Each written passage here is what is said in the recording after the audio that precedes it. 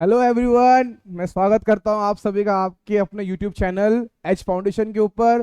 I hope, मैं उम्मीद करता हूं कि आप सभी स्वस्थ होंगे, अच्छे होंगे, अपनी पढ़ाई जोरों शोरों से कर रहे होंगे।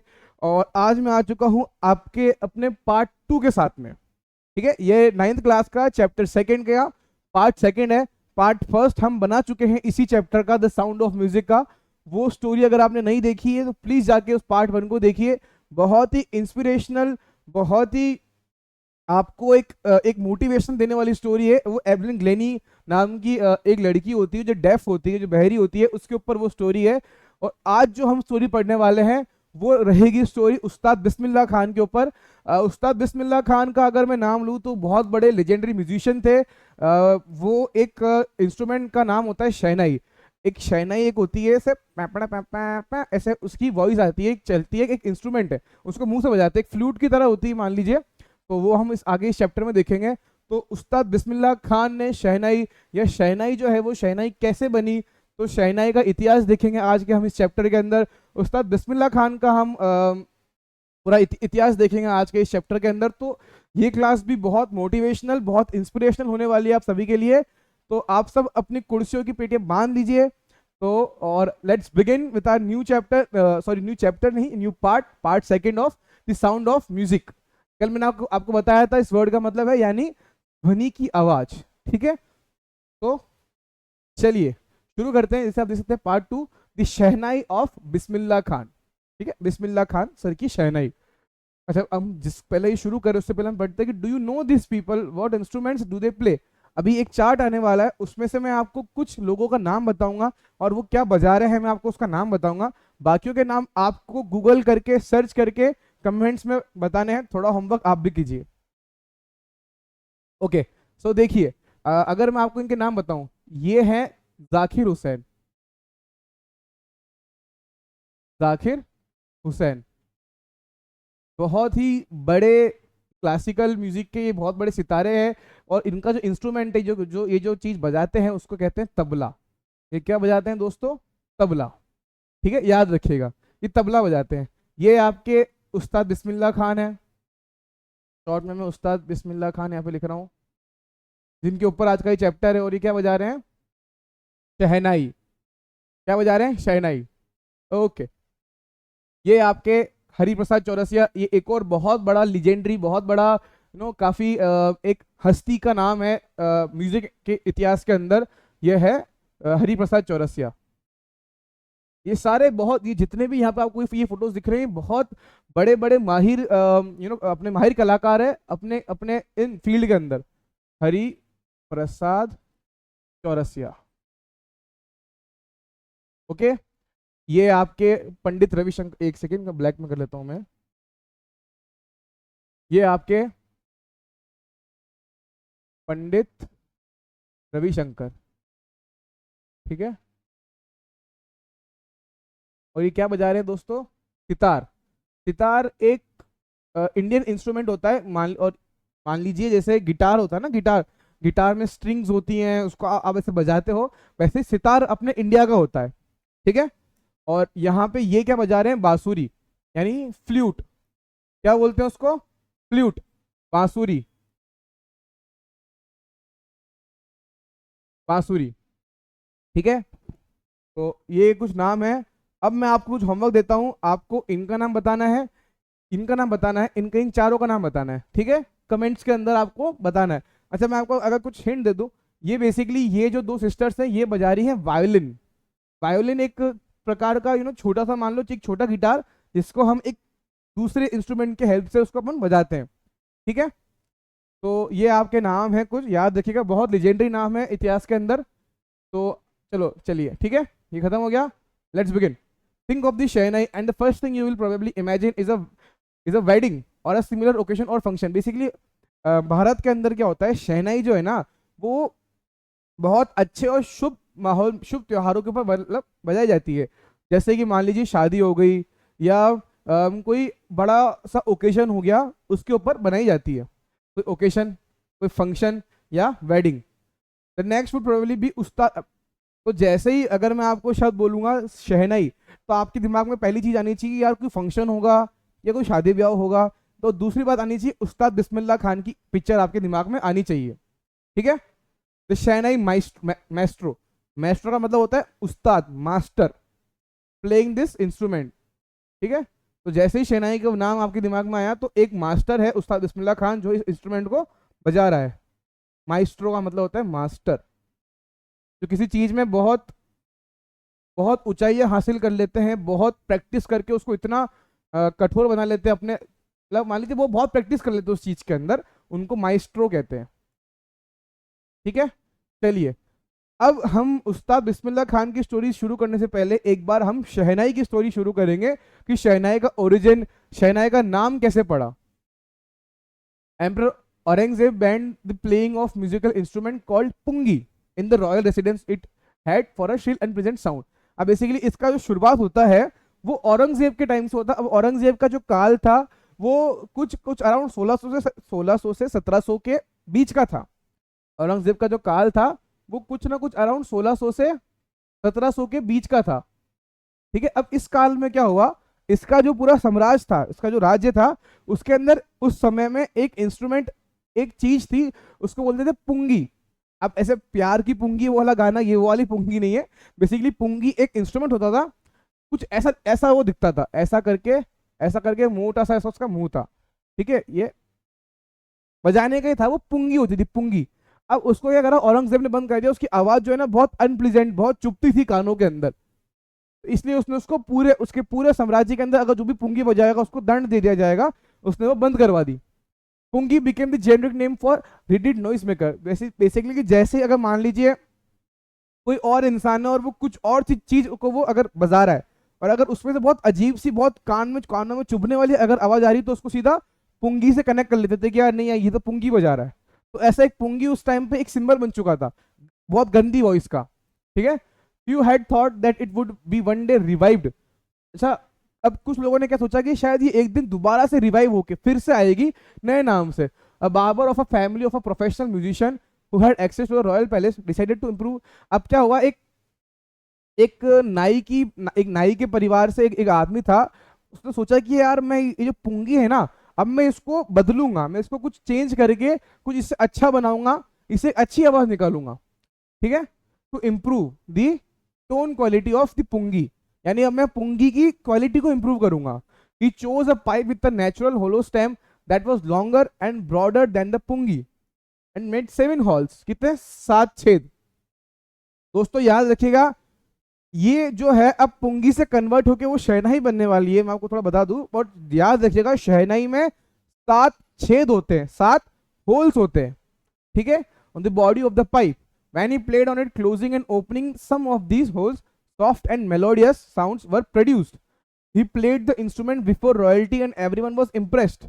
The instrument, so different from the pungi, had to be given a new name. As the story goes, this it was the first played in. अब बेसिकली हुआ क्या, अब वो जो आदमी था ना, वो जो ये जो नाई की दुकान, जो नाई के परिवार से था, सॉरी, उसने क्या करा, एक लंबा सा पाइप लिया, ऐसा मान लीजिए पतला सा, उसके आगे ऐसा एक ओपन खुला मुंह था, उसमें 7 छेद किए, कितने, 1 2 3 4 5 6 7, और यहाँ पे ये बजने वाला। अब क्या करता है वो, जैसे ही उसने बजाया, कुछ छेद उसमें वो हवा फूंक मारता है, कुछ छेद को वो बंद करता है, फिर खोलता, बंद करता, फिर खोलता, बंद करता, फिर खोलता। उसने ये करके देखा, ये याद रखिएगा ये पुंगी से ही बनाया उसने, ये चेंज करके, ठीक है, थोड़ा लंबा बनाया। जैसे ही करता तो एक बहुत बहुत बहुत मधुर सी, बहुत बहुत स्वीट, बहुत मेलोडियस सी, ठीक है, बहुत मेलोडियस सी साउंड आती। मेलोडी का मतलब होता है बहुत, जो मन को भा जाए, जो कानों को भा जाए, वैसी आवाज आती है। अब उसने क्या करा, उसने इस इंस्ट्रूमेंट को, इस शहनाई वाले इंस्ट्रूमेंट को, वो रॉयल कोर्ट का मतलब होता है कि राजा का दरबार, तो वो राजा के दरबार में इसको लेके गया, उसने बजाया, और वहां पे बाकी सब लोग देख के बहुत खुश हो गए थे कि वाह यार क्या चीज बना दी आपने, बहुत जोरदार। अब बारी थी इसका नाम रखने की, कि इसका नाम क्या रखे, क्योंकि अब ये पुंगी तो ये कहलाएगी नहीं, क्योंकि पुंगी तो ऑलरेडी बदनाम है। तो इसका नाम रखने के लिए क्या स्टोरी जाती है, अब वो बताते कि अगर जैसे ही पहली बार कहाँ बजी है, Shah's chamber, and was played by nai a barber, the instrument was named shehnai. Basically हुआ क्या, अब जो इसका नामकरण कैसे हुआ कि ये जो इंस्ट्रूमेंट है वो पहली बार शाह के दरबार में, शाह वहां का कोई राजा होगा, ठीक है, तो वहां उसके दरबार में ये बजाई गई सबसे पहली बार। और ये एक नाई ने, नाई कौन होते हैं, जो बाल काटते हैं, बार्बर होते हैं, उनको नाई बोलते हैं। तो शाह के दरबार में एक नाई ने इसको बजाया, तो इसका नाम पड़ गया शहनाई। ठीक है, ये याद रखिएगा कि ये पूछा जाएगा आपके एग्जाम से, इसका नाम शहनाई कैसे पड़ा। तो याद रखिएगा, पहली बार शाह दरबार में नाई ने बजाई, शहनाई नाम पड़ गया। अब यहाँ पे आप देख सकते हैं कि जो शहनाई है वो कैसे बनी है। ये पुंगी था, देखा जैसे मैं आपको पीछे बताया था, बड़ा सा हॉल होता है, नाम होता है, ये पुंगी है। पुंगी से क्या बना है, शहनाई बनी है। ये देखिए शहनाई में एक एक दो तीन चार पाँच छः सात, सात होल है, सात छेद है। अब वो जो बंदा है उसने कैसे बजाया था, एक को बंद किया, एक को खोला, एक को बंद किया और फूक मारता गया, तो शहनाई से एक मधुर आवाज निकली। ठीक है, ये याद रखिएगा। Okay, the sound of the shehnai began to be considered auspicious. Auspicious का मतलब होता है शुभ। ठीक है, लिख लिएगा क्या बोलते हैं इसको, एक सेकेंड, बहुत शुभ होता है। ठीक है, ऑस्पिशियस का मतलब, and for this is the reason it is still played in the temples and in is an indispensable component of a north Indian wedding. Basically इसको, शहनाई को बहुत जब शुभ माना जाता है, तो यही वजह है कि उसको आज भी हमारे मंदिरों के अंदर और शादी के अंदर शहनाई को बजाया जाता है, उसका इस्तेमाल किया जाता है, क्योंकि इसको बहुत शुभ मानते हैं। ठीक है, इन द पास्ट यानी इतिहास के अंदर, the shehnai was part of the नौबत और traditional symbol of 9 instrument found at royal courts. अब नौबत का मतलब अगर आपको बताऊं, नौबत का मतलब होता है 9 ऐसे इंस्ट्रूमेंट्स। जब भी मैं अगर आपको इस चैप्टर में वर्ड बोल रहा हूँ इंस्ट्रूमेंट, तो इंस्ट्रूमेंट में म्यूजिकल इंस्ट्रूमेंट की बात कर रहा हूँ, जो गाने बजाने के लिए, जो ध्वनि बजाने के लिए जो इंस्ट्रूमेंट्स काम आते हैं, जैसे तबला, शहनाई, आपका आपका सितार और आपका गट्ठम, ऐसे वैसे कई तरह के अलग अलग इंस्ट्रूमेंट होते हैं जो म्यूजिक के लिए काम आते हैं। पियानो भी उसमें से एक होता है। तो जब भी मैं आपको इंस्ट्रूमेंट बोलूँ तो वो वाली दिमाग में आप पिक्चर आनी चाहिए। तो नौबत में अंदर इसको रखा गया था शहनाई को। नौबत क्या है, जो उस समय में जो राजा के दरबार में जो 9 इंस्ट्रूमेंट बजते थे उसमें से एक शहनाई थी। Till recently it was use only in temples and weddings. अभी भी ये मंदिरों और सिर्फ शादियों में ही इस्तेमाल की जाती है। कौन, शहनाई। The credit for bringing this instrument onto the classical stage goes to उस्ताद बिस्मिल्लाह खान। अब इसको क्या हुआ, अभी तक तो ये सिर्फ शादी और मंदिरों में बजती थी, बट इसको क्लासिकल स्टेज यानी भारत सरकार ने कुछ कुछ इंस्ट्रूमेंट्स को क्लासिकल इंस्ट्रूमेंट का दर्जा दिया हुआ है, क्लासिकल म्यूजिक का दर्जा दिया हुआ है। जो क्लासिकल म्यूजिक में जो काम आते हैं उनको क्लासिकल इंस्ट्रूमेंट्स कहते हैं। तो उस्ताद बिस्मिल्लाह खान जी जो थे, वो पहले ऐसे इंसान थे जो शहनाई को एक क्लासिकल स्टेज पे लेके आए, एक बड़ी स्टेज पे, एक जो पूरे भारत में फैले। अब यहाँ से उस्ताद बिस्मिल्लाह खान जी की स्टोरी स्टार्ट होती है। As a 5 year old Bismillah Khan played gilli danda near a pond in the ancient state of Dumraon in Bihar. Basically Ustad Bismillah Khan थे, वो दुमराव गांव एक बिहार का, कहाँ का, दुमराव गांव है बिहार का, वहां से उस्ताद बिस्मिल्लाह खान जी बिलोंग करते थे। अब कहानी कहाँ से शुरू होती है कि एक 5 साल का बच्चा है जो गिल्ली डंडा खेल रहा है। गिल्ली डंडा आप सबको ऑफकोर्स पता होगा, गेम होता है, ऐसे फक उसमें मारते हैं। तो गिल्ली डंडा खेल रहा है एक तालाब के पास बिहार के गांव के अंदर। He would regularly go to the nearby Bihari ji temple to sing the Bhojpuri chaita, at the end which he would earn a big laddu weighing 1.25 kg given by the महाराजा।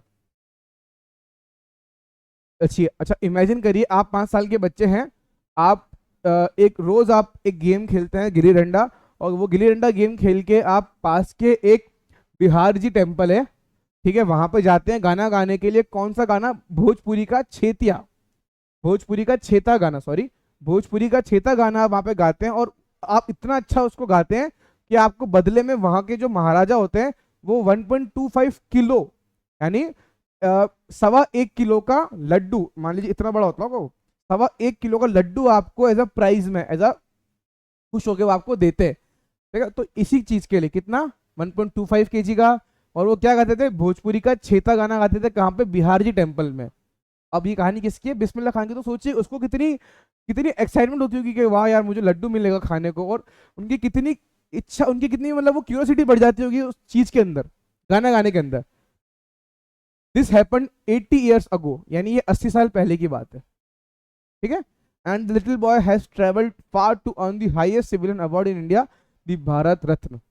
अब होता है क्या दोस्तों, ये तो थी 5 साल की कहानी, यानी ये मान लीजिए कि एक 1.25 केजी का लड्डू मिलता था उनको, ठीक है, गाना गाने के बदले में। वहां से लेके इन्होंने भारत रत्न, जिनको नहीं पता है दोस्तों, भारत रत्न जो है भारत का सबसे बड़ा सिविलियन अवार्ड है, भारत का सबसे सर्वोच्च नागरिकों का मिलने वाला एक अवार्ड है भारत रत्न। ठीक है, जैसे पहले आता है पद्मश्री, सॉरी पद्म भूषण, फिर पद्म विभूषण, फिर पद्मश्री, फिर भारत रत्न सबसे टॉप पे है। तो इनको इस एक 1.25 केजी के लड्डू से लेके भारत रत्न तक का उनकी एक प्रॉपर एक जर्नी रही है। ठीक है, हाईएस्ट सिविलियन अवार्ड। अब यहाँ पे उनका जन्म दिया हुआ है, तारीख क्या है, 21 मार्च 1916 में उनका जन्म हुआ था बिस्मिल्लाह खान जी का। Bismillah belongs to a well known family of musicians from Bihar, यानी ये जिस फैमिली से बिलोंग करते थे, यानी कि इनके इनके परिवार में पहले से ही काफी अच्छे गायक या अच्छे म्यूजिशियंस रहे हैं। ठीक है, और ये कहाँ के रहने वाले थे, बिहार के Dumraon district. His grandfather Rasool Bakhsh Khan was the shehnaiwaz of the Bhojpuri king's court, यानी बेसिकली बिस्मिल्लाह खान जी के जो दादाजी थे रसूल बख्श खान, ये बिहार के जो राजा थे, महाराजा थे, उनके दरबार के अंदर शहनाई वास थे, यानी वो वहां पे ऑलरेडी शहनाई बजाया करते थे। तो आप सोच सकते हैं कि उनके परिवार के अंदर जो बिस्मिल्लाह खान जी को बचपन से एनवायरमेंट मिला होगा शहनाई को लेके, वो कितना अच्छा होगा। हिज फादर पैगंबर बख्श, इनके इनके पिताजी का नाम क्या था, पैगंबर बख्श। एंड अदर पैटर्नल एंसेस्टर्स, यानी उनके चाचा ताऊ वगैरह जो थे, were also great shehnai players, यानी उनके पूरे परिवार जो था, उनका पूरा परिवार एक बहुत अच्छा शहनाई प्लेयर यानी शहनाई वादक था। ठीक है, पिता का नाम पैगंबर बख्श, दादा का नाम रसूल बख्श, खुद का नाम उस्ताद बिस्मिल्लाह खान, याद रखिएगा। तो let's begin now. The young boy took to music early in life, यानी जो उस्ताद बिस्मिल्लाह खान थे, उन्होंने बहुत कम उम्र में म्यूजिक को अपनी लाइफ में शुरू एंटर करवा लिया था। कब से शुरू करवाया था, ये अर्ली लाइफ कौन सी है, 3 साल, यानी 3 साल की उम्र से उन्होंने शहनाई को पकड़ना अपने हाथ में शुरू कर दिया था। When his mother took him to his maternal uncles, maternal uncle का मतलब होता है मामा के घर पे, पैटर्नल अंकल चाचा, मैटरनल अंकल मामा। ठीक है, यहाँ मैं आपके लिए लिख देता हूँ मामा, और यहाँ पे चाचा या ताऊ। ठीक है, अब यानी कहाँ रहते थे वो, बनारस में। बिस्मिल्लाह खान जी का जो मामा जी थे, यानी उनका जो ननियाल था वो कहाँ था, बनारस का, आज का वाराणसी। अब आप सबको पता है उसका नाम बदल गया है, वाराणसी। अच्छा, जल्दी जल्दी मुझे कमेंट सेक्शन में बता दीजिए कि इलाहाबाद का नाम बदल के अब क्या हो गया है। ठीक है, Bismillah was fascinated watching his uncles practice is shehnai. वो जो बिस्मिल्लाह खान थे, वो अपने मामा जी को शहनाई की प्रैक्टिस करते हुए देख के बहुत फैसिनेट, बहुत ज्यादा बहुत ज्यादा खुश होते थे उसको देख के कि यार वाह क्या चीज है। ठीक है, फैसिनेट का मतलब होता है बहुत ज्यादा खुश होना, एस्पिरेशनल होना। Practice the shehnai. Soon Bismillah started accompanying his uncle Ali Baksh to the Vishnu temple of Banaras, where Baksh was employed to play the शहनाई। अब ये अली बख्श जो थे, उनके मामा जी का नाम है।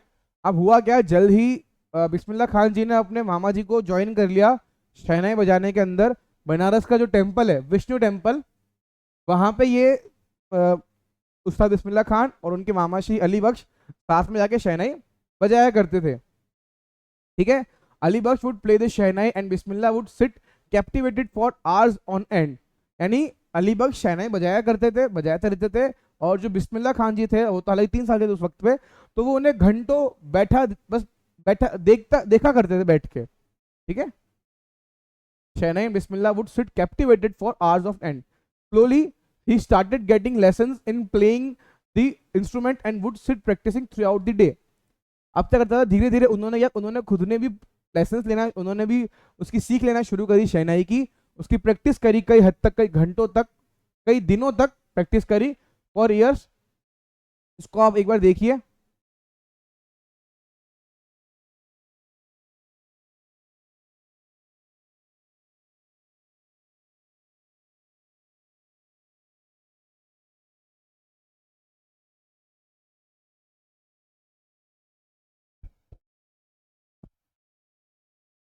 ठीक है, अब बहुत दिनों तक प्रैक्टिस कर रहे हैं।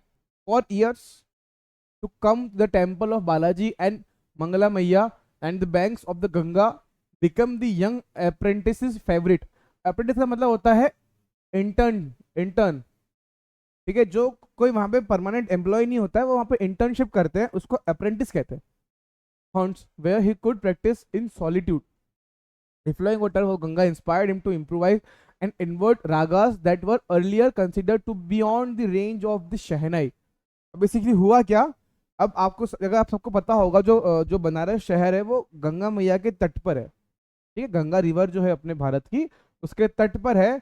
अब उस्ताद बिस्मिल्लाह खान क्या करते थे, गंगा मैया के तट पे उस घाट पे जाके वहां पे बनारस के अंदर कई घंटों बैठा करते थे, और उन्होंने जो गंगा मैया की जो बहने की जो आवाज आती है ना, कभी अगर आपने सुनी हो ढंग से, एक एक नदी के बहने की एक आवाज होती है, उस आवाज को उन्होंने एक अपनी इंस्पिरेशन माना, और उस आवाज से उन्होंने शहनाई के राग बनाए। क्या बनाए, रागा, रागा मतलब राग बनाए, जो पहले शहनाई से में तो कभी थे ही नहीं, उन्होंने खुद ने इन्वेंट करे। अब 14 साल के बिस्मिल्लाह खान हो चुके हैं, अपने अंकल इलाहाबाद के अंदर म्यूजिक कॉन्फ्रेंस में उन्होंने, ठीक है, at the end of his recital Ustad Faiyaz Khan patted the youngs boy back and said work hard and you shall make it with the opening of the all India radio. अब हुआ क्या, बिस्मिल्लाह खान जो है वो अपने अंकल के साथ में म्यूजिक कॉन्फ्रेंस, एक बहुत बड़ी की है म्यूजिक कॉन्फ्रेंस इलाहाबाद के अंदर, वहां पे वो जाने लगे उनके साथ में, और वहां पे उन्होंने शहनाई बजाई। तो वहां पे एक बहुत बड़े उस्ताद फैयज खान, देखिए अगर उनके नाम में उस्ताद है तो एक बहुत बड़े ये शहनाई के ऑफकोर्स ये भी एक वादक रहे होंगे, तो उन्होंने उनकी पीठ पे थपथपाया, एक 14 साल के लड़के के पीठ पे थपथपाया और कहा कि ऐसे ही करते रहो, तुम एक दिन बहुत आगे जाओगे, ठीक है। अब हुआ क्या, अब 1938 इस समय में बेसिकली हुआ क्या था, भारत के अंदर क्विट इंडिया मूवमेंट चल रहा था। उस समय में भारत के अंदर पहला रेडियो आया। अब उस्ताद बिस्मिल्लाह खान ने रेडियो के ऊपर भी शहनाई बजाना शुरू कर दिया। ऑल इंडिया रेडियो कहाँ पे था, लखनऊ के अंदर आया। केम बिस्मिल्लाह's बिग ब्रेक। बिग ब्रेक का मतलब एक उन्हें सब बहुत बड़ी ऊंचाई मिली उनके, मतलब मान लीजिए वो एकदम से वो वायरल हो गए। He soon became an often heard shehnai player on the road. Often heard का मतलब जिन्हें अक्सर सुना जाता है उन्हें ऑफन हर्ड कहते हैं। He soon became, यानी उन्हें अब अक्सर रेडियो पे लोग सुनते थे, किसको, बिस्मिल्लाह खान को। When India gained, जब इंडिया को आज़ादी मिली, कब मिली, 15 अगस्त 1947 के अंदर, Bismillah Khan became the first Indian to greet the nation, यानी वो पहले हिंदुस्तानी बने जिन्होंने भारत का वेलकम किया, स्वागत किया हमारे देश का शहनाई बजा के। और बेसिकली ये शहनाई इन्होंने, मैं आपको बता दूं, 15 अगस्त 1947 की शाम को दिल्ली के लाल किले के अंदर बिस्मिल्लाह खान जी ने शहनाई बजा के जो हमारा जो आजाद भारत है, जो आजाद देश था, उसका स्वागत किया, ठीक है। He poured his heart out into rag kafi from the Red Fort, देख सकते हैं, to an audience which included Pandit Jawaharlal Nehru, who later gave his famous Tryst with Destiny speech. Tryst with Destiny speech, ठीक है, मतलब जवाहरलाल नेहरू भी उसमें से एक थे, ऑडियंस थे जो इनकी ये शहनाई को सुन रहे थे, और तब जवाहरलाल नेहरू ने अपनी जो फेमस स्पीच उन्होंने वहां कहा था, ट्रिस्ट विथ डेस्टिनी स्पीच, ठीक है। अब आगे बढ़ते हैं। Bismillah Khan has given many memorable performances both in India and abroad, यानी अब वो अब्रॉड भी जा चुके हैं, वो देश विदेश भी वो उन्होंने कई बड़ी बड़ी परफॉर्मेंसेस दी है। His first trip abroad was to Afghanistan, यानी उनकी पहली ट्रिप थी विदेश की, वो कौन सी थी, अफगानिस्तान की, वहां जहां के वेयर किंग जाहिर Shah was so taken in by the maestro that he gifted him priceless Persian carpets and other souvenirs. Basically हुआ क्या, अब जो इनकी जो पहली फॉरेन ट्रिप थी, जो पहली अब्रॉड गए थे, वो था अफगानिस्तान। अफगानिस्तान का राजा जाहिर शाह, ठीक है, जाहिर शाह ने क्या करा, जब उनके दरबार में उस्ताद बिस्मिल्लाह खान जी ने शहनाई बजाई तो वो इतना प्रसन्न हुआ, इतना खुश हुआ कि उसने उसको बेशकीमती कारपेट्स, ठीक है, बेशकीमती पर्शियन कारपेट्स, पर्शियन यानी ये जो आप इराक ईरान का जो आपको जो वो देखते हैं इलाका, उसको पर्शियन कहते हैं, उसे पर्शिया कहते हैं, जो वहाँ के इलाका जो है वहाँ पे बहुत फेमस कारपेट्स बिकती होगी, ठीक है, बेशकीमती कारपेट्स, सोने जवाहरात, बहुत चीजें उनको गिफ्ट में दे दी खुश होके। The king of Afghanistan was not the only one to be fascinated with Bismillah music. यानी ये जो किंग था अफगानिस्तान का, ये सिर्फ अकेला सिर्फ यही खुश नहीं था, और भी कई सारे लोग थे जो बिस्मिल्लाह खान से इतने प्रसन्न थे, इतने खुश थे कि हम बता नहीं सकते। वन फैसिनेटेड बिस्मिल्लाह म्यूजिक। फिल्म डायरेक्टर, अब विजय भट्ट एक बहुत बड़े फिल्म डायरेक्टर है, वो भी इनसे प्रसन्न थे। After hearing Bismillah play at the festival that he named the film after the instrument called Goonj Uthi Shehnai. The film was a hit and one of Bismillah Khan's compositions. Dil Ka खिलौना है, दिल का खिलौना है टूट गया। अब हुआ क्या, अफगानिस्तान के राजा जो थे, वहां के जो वो जो किंग थे, वो सिर्फ वही खुश नहीं थे, भारत के अंदर एक फिल्म डायरेक्टर थे विजय भट्ट, वो भी इनसे काफी प्रसन्न थे। वो कहाँ हुए कि इन्होंने है ना बिस्मिल्लाह खान को एक फेस्टिवल, एक किसी प्ले के अंदर, एक किसी कॉन्सर्ट के अंदर बिस्मिल्लाह खान जी को शहनाई बजाते हुए सुना होगा, और वो इतने पसंद हुए कि उन्होंने अपनी अगली फिल्म का नाम ही इसके ऊपर रख दिया। क्या नाम रखा? गूंज उठी शहनाई। क्या उठी? गूंज उठी शहनाई, नाम याद रखेगा।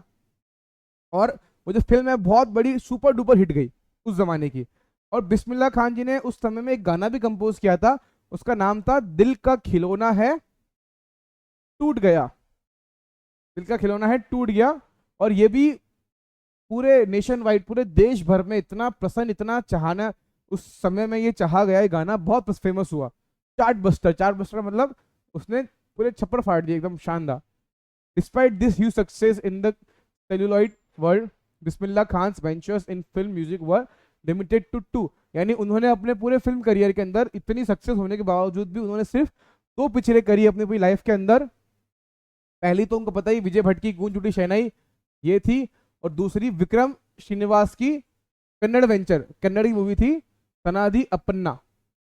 सनादि अपन्ना ये नाम था, ये नाम याद कर लिए, सनादि अपन्ना जो थी साउथ की मूवी थी, सेकंड मूवी जो की थी, और दूसरी थी विजय भट्ट की गूंज उठी शहनाई। अब ये बताना चाह रहे हैं कि इतने फेमस होने के बावजूद भी बिस्मिल्लाह खान जी ने सिर्फ 2 ही मूवी क्यों करी। उसमें कहते हैं Bismillah Khan ji, I just can't come to terms with the artificiality and glamour of the film world, he says with emphasise.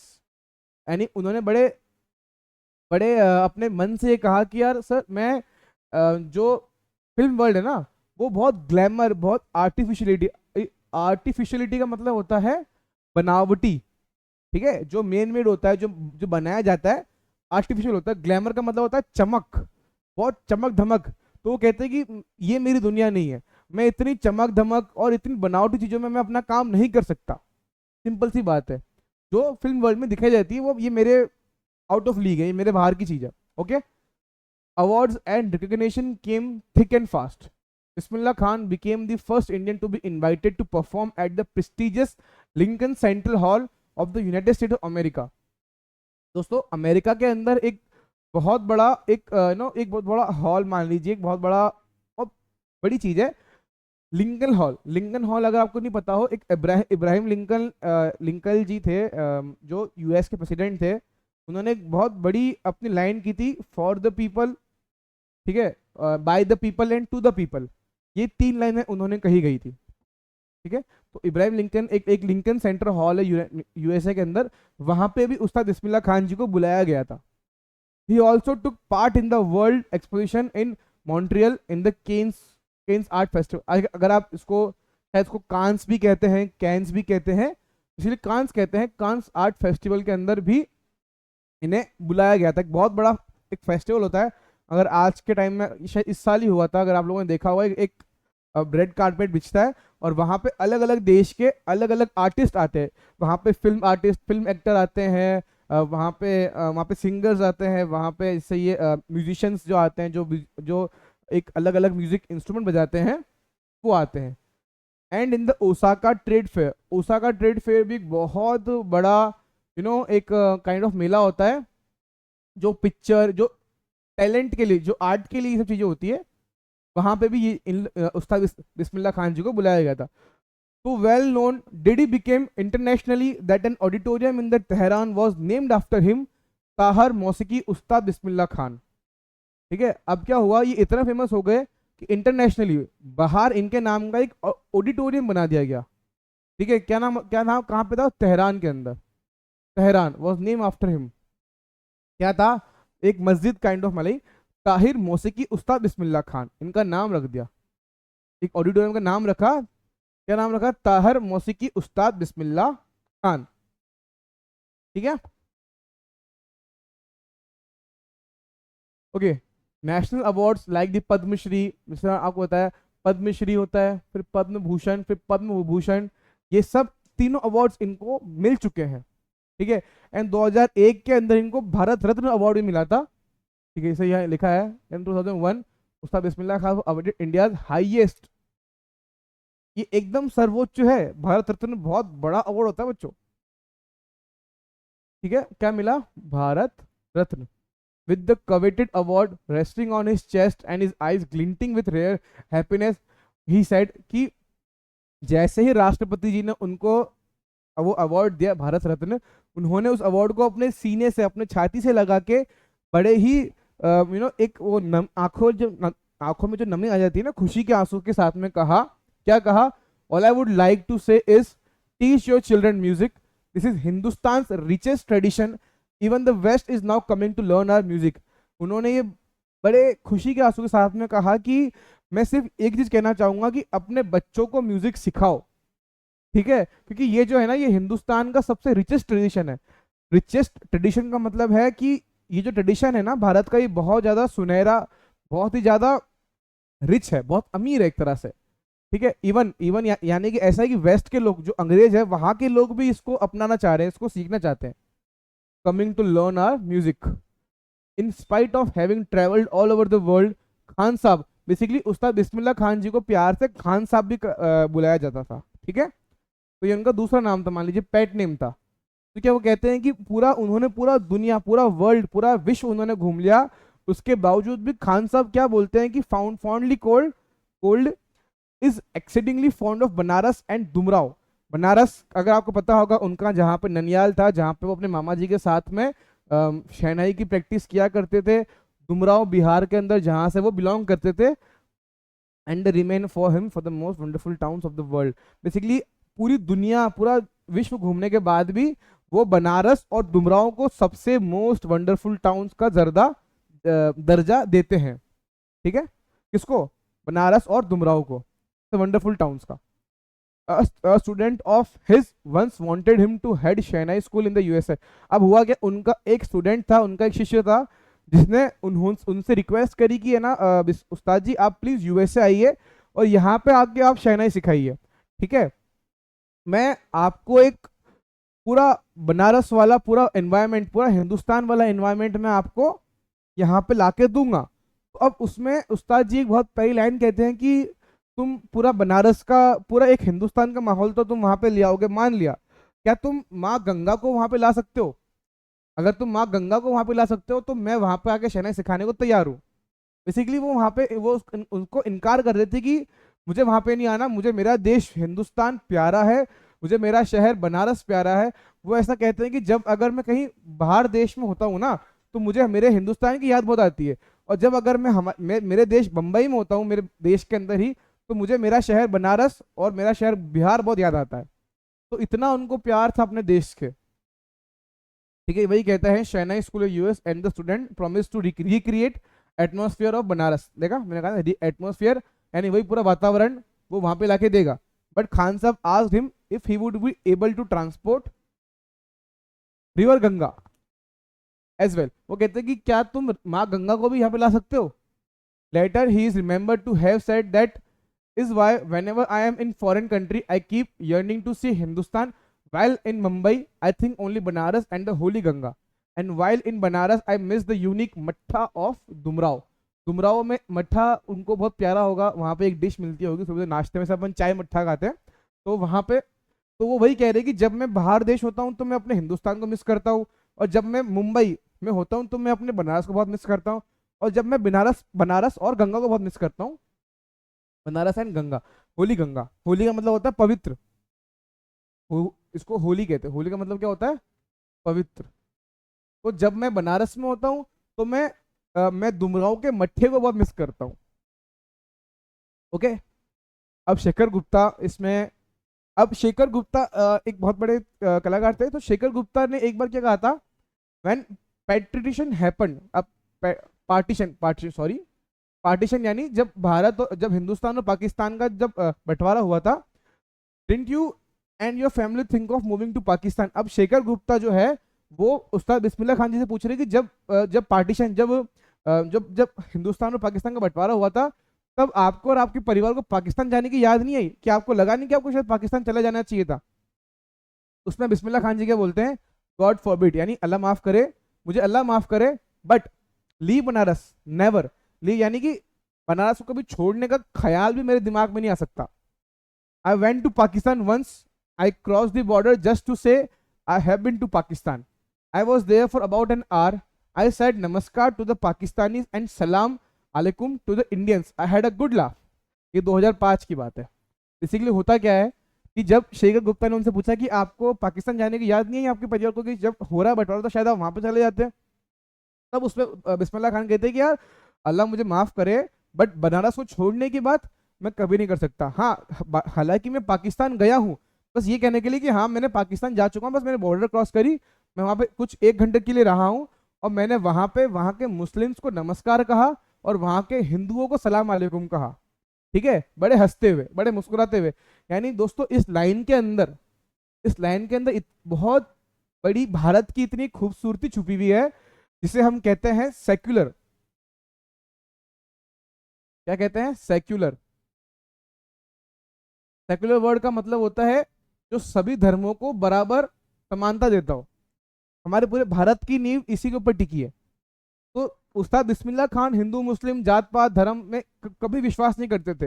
वो रोज सुबह मंदिर में जाके अपनी प्रैक्टिस करते थे शहनाई की। उन्होंने कई बड़े बड़े बड़े बड़े राजघरानों के अंदर उन्होंने परफॉर्म किया है। जैसे कि अभी इसमें बताया कि जैसे उन्होंने मुसलमानों को उन्होंने नमस्कार और हिंदुओं को सलाम अलैकुम कहा, कि ये बताता है कि उनके लिए हिंदू मुस्लिम कुछ कुछ भी नहीं था।